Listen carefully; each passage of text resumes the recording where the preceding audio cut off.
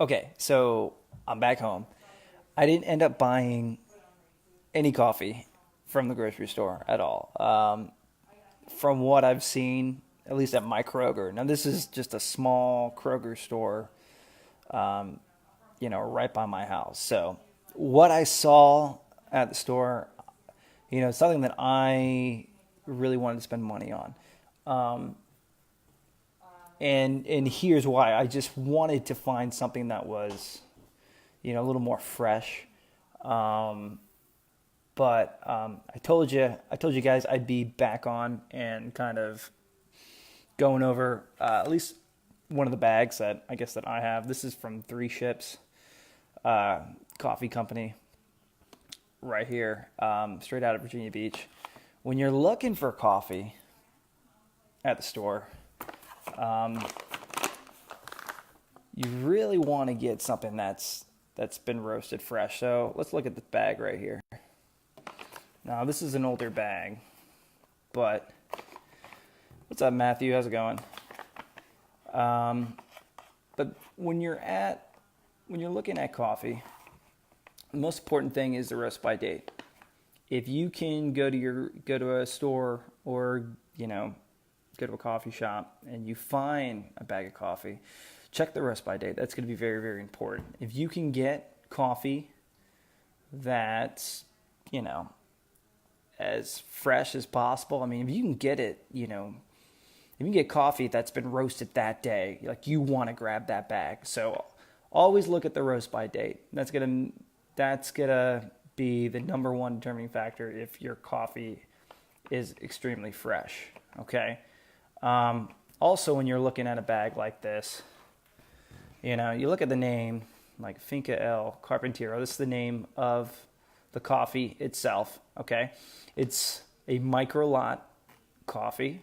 So what does micro lot mean? Micro lot is just a small plot on a farm, just designated for this coffee. So it's a very, very small plot of land, and they use to grow this particular coffee. So it's a micro lot from Herminio Lopez Mazaregos. I don't even know if I said that right, but this is the farmer.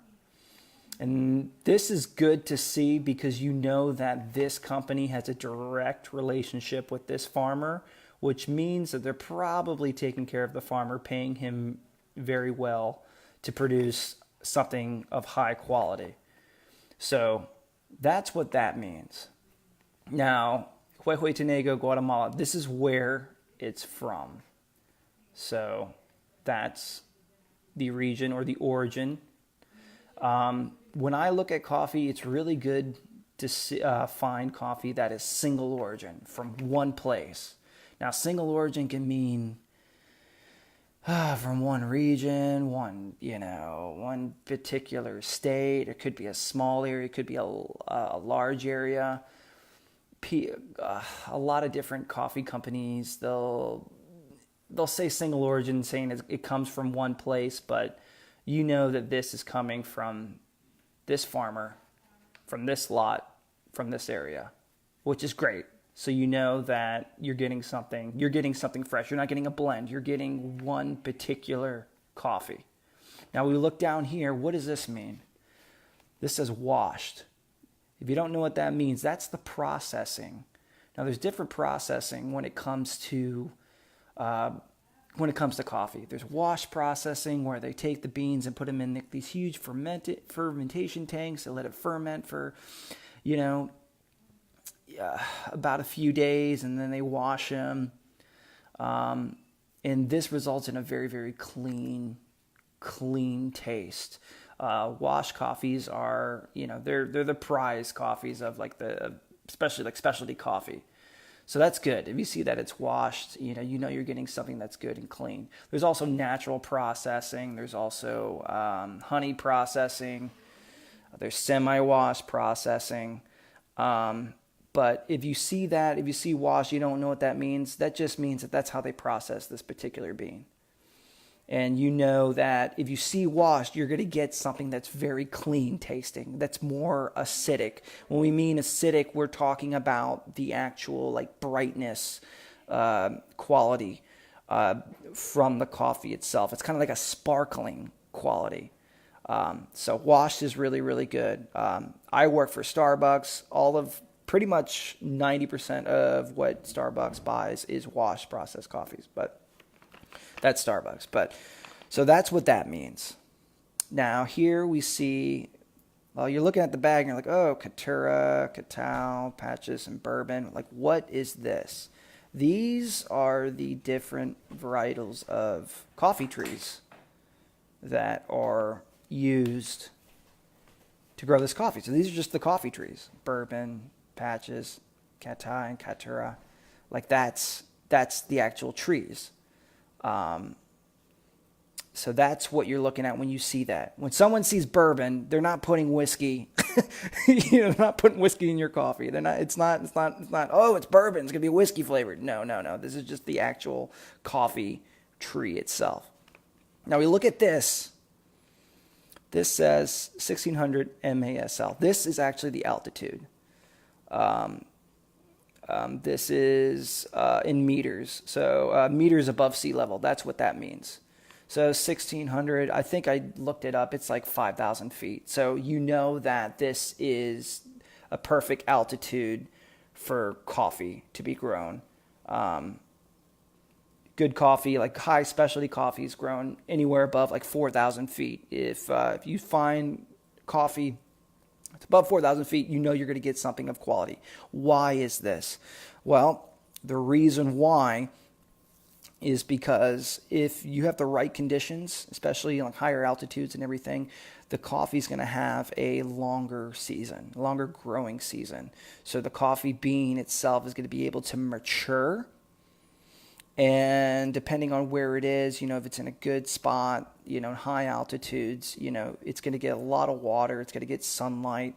It's going to have a longer growing season, which means that the bean itself is going to be harder. And it's going to be it's going to be very flavorful. Now, remember, guys, that these beans here, these Arabica beans, like these beans are hand-picked. They're not picked by a machine or anything like that. People go out and they hand-pick these cherries just for you and me. So it's great that this company has a direct relationship with this farmer. So that, the farmer is actually getting paid way above what the market is being paid. So he can pay, his workers, because you got to think we all love coffee, but it's the people who grow and process their coffee, they're grown in poor countries. I mean, these people are poor. So the fact that, they have a direct relationship, they're paying him, well above what they should be paying them. It's great. It makes you feel good. It makes you feel good when you're buying this. But yeah, these are the actual coffee trees. That's the elevation, and then this is here. This is what they taste. So if you see like melon or pear, toasted marshmallow, this is when they were roasting this particular roast, which is a light roast. This is what they tasted. Now that doesn't mean you're going to taste that. You might not. It all depends on what your palate is. And maybe I'll do a video on coffee tasting. So, I can do a tasting and, I can share with you, how to taste coffee and how to develop that palate, because it takes a while. It takes a while to really pick up those notes. I mean, it says melon, pear, and toasted marshmallow. Like, when I drank this, I could totally pick out those notes. But you might not be able to. You might just drink it and you're like, oh, it's a good coffee. It's nice, it's sparkling, but it tastes like coffee. After a while, after drinking coffee black and preparing it well, I mean, you'll be able to pick these flavors out. And when you do, it's like a game changer, complete game changer, because like this, coffee just goes from just regular coffee to something more like fine wine. And you get excited every single time to, try something new. So don't really go by the flavoring notes. It's what they taste. Doesn't mean you're going to taste. if you're gonna like sip coffee, you want to drink coffee or drink a specialty coffee, just sip it, and close your eyes and you know see what you taste, because you might taste something completely different. But it's no, it's really cool. But when I tasted this, when it said like melon and pear, like I definitely tasted like a melon, like juiciness to this. And once it said toasted marshmallow, like that was like the subtle sweetness that it had, and it was it was absolutely fantastic. And actually, my friend Susie Bosque, she bought this for me because they only had this for a very limited time, and she actually shipped this from Virginia Beach to Nashville. So I really, really enjoyed it. And then over here on the bag, it says, let me go back right here. It says batch 21. That's just their batch, the 21st batch. And then on the back, just a little bit about the company, handcrafted, Virginia Beach, 3 ships, coffee roasters. That's where they're located. Contains 100% Arabica coffee, which is, that's what you want to see. Arabica coffee is, it's the best coffee, best coffee species out there. It's really flavorful. You got Robusta as well. It's another common bean, but Robusta is, that's what's in Maxwell House and Folgers and stuff like that. Those beans have a lot of caffeine content, but Robusta beans are going to be they're fatter. They have a lot of caffeine, but they're bitter. So those of you guys who like that bitter kick in the morning, just get something with Robusta. You'll love it. But Arabica, smaller beans, longer growing season, sweet, and delicious.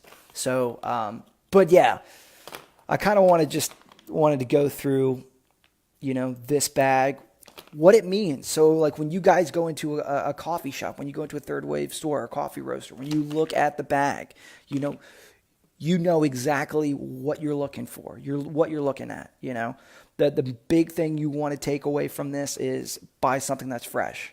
Buy something. If it was roasted that day, grab it. Second of all, make sure you're buying Arabica, and make sure that you're buying something of quality. And everything on this bag indicates quality. When I went to the store, like I just did, all the bags that I had, they had none of that. They had a little description of their coffee and the story of the company, but it had a fresh by date, which I don't know when that thing was roasted. And, a lot of coffee has the flavor lock seals to it to keep it fresher for longer. And what that does, it just pretty much slows down the degassing process, which is a process that happens after the beans are roasted. Those beans are roasted, they're put in a bag, and it pretty much lets carbon dioxide out of the bag, but no oxygen in, so it keeps it fresher for a little bit longer. Keith says, because they're cheap coffee. Yeah, that too. But when companies are on a huge scale and they ship all across the world and stuff, you got to do what you got to do to keep your product as fresh as possible. It's hard maintaining that freshness and being that big. And that's the problem that I see with Starbucks, being like me working for Starbucks. They have that flavor lock seal on their bags, but Keith said not bad, just production quality. Exactly. Yeah. Like the coffees aren't bad. They taste good, but we want quality, right? We want, if we want to step up our coffee game and drink coffee that's more like fine wine and get all those little nuances of flavors, you want to know exactly when it was roasted. You want to know exactly how it was roasted, and what you're going to get out of it at the end of the day, because you're gonna pay a premium price. And if I'm going to be paying $18 to $20 for a bag of coffee, like a 12-ounce bag of coffee, I want to know all the details. I want to know everything about that coffee, and I want to make sure that what I'm getting is fresh. Keith says knowledge is power. Exactly, Keith. Well, anyways, guys, I got to go. My rice cooker is done. I'm making dinner right now, but I wanted to kind of go through this and kind of just tell you why I didn't buy coffee at the grocery store. Find coffee from a local roaster. If possible, buy it fresh. And if you guys have any other questions, just PM me, send me a direct message, whatever. But it was great talking to you guys. And I'll do another video soon. Maybe I'll do a video on coffee tasting and we can have a conversation about that. But cool, guys. I'll see you around. Take it easy. Good night.